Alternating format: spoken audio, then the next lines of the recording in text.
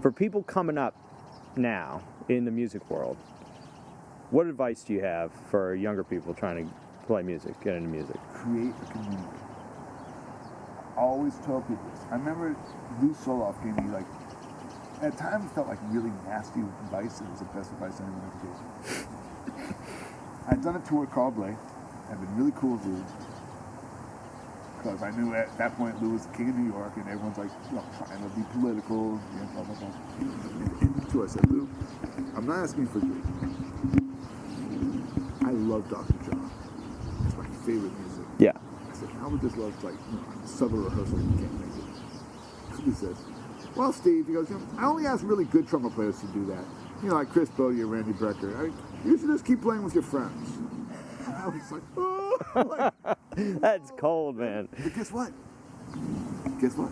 I kept playing with my friends. And guess what? Every time I played with Dr. John, it was with my friends. Sure. Well, it was the best advice ever. This was right. That's amazing. It was the Sure. best advice ever. Even the time I felt like, oh. Right. But it turned out to be. Right. You just keep playing with your friends.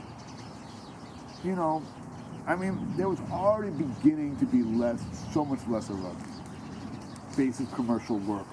God, dog here all over. Basic commercial work when I came up. There was. Yeah. Now there's really none.